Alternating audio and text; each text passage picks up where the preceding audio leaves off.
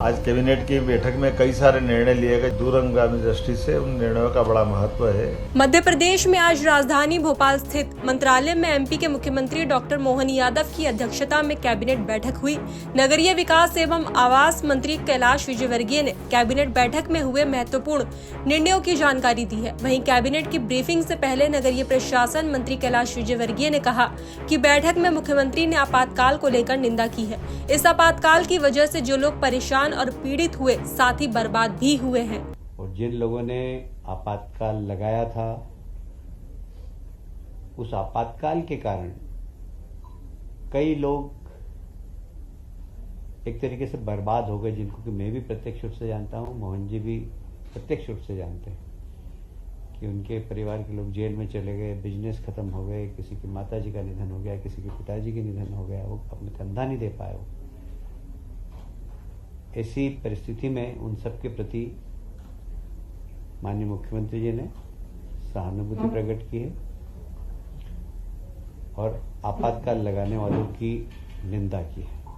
तो वहीं हमारे संवाददाता अजय भटनागर ने मुख्यमंत्री डॉक्टर मोहन यादव की अध्यक्षता में कैबिनेट बैठक की जानकारी दी है।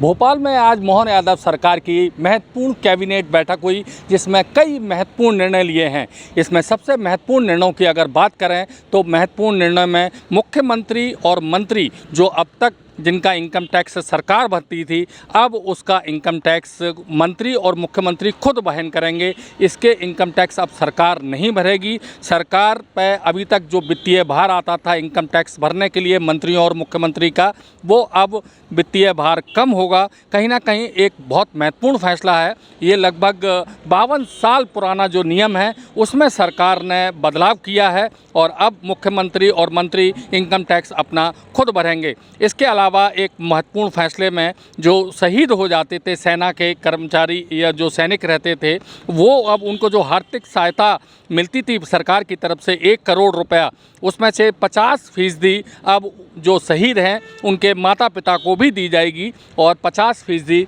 जो उसकी पत्नी है शहीद की उसको दी जाएगी। इसके अलावा महत्वपूर्ण निर्णयों में बात करें तो जेल सुधार और कैदियों के स्किल डेवलपमेंट को लेकर एक बिल विधानसभा में लाया जाएगा। इसका कैबिनेट ने एक फैसला किया है।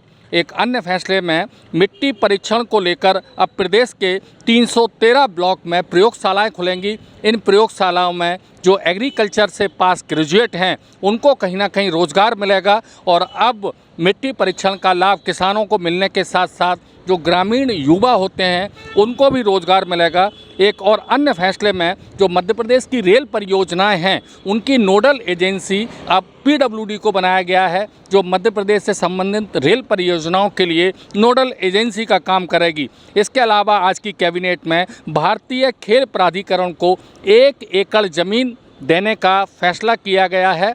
इससे पहले 100 एकड़ ज़मीन पहले ही भारतीय खेल प्राधिकरण को दी गई है, मगर अब 1 एकड़ और जो मांगी गई थी उसका फैसला मंजूरी दे दी है कैबिनेट ने और उसका फैसला किया गया है।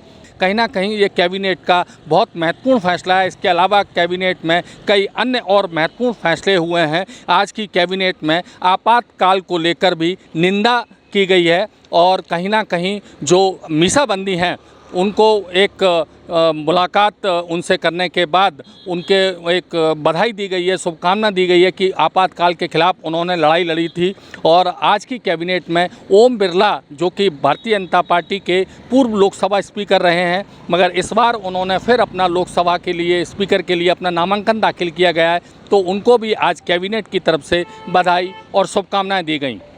कैमरामैन मनीष के साथ भारत एक्सप्रेस के लिए भोपाल से अजय भटनागर।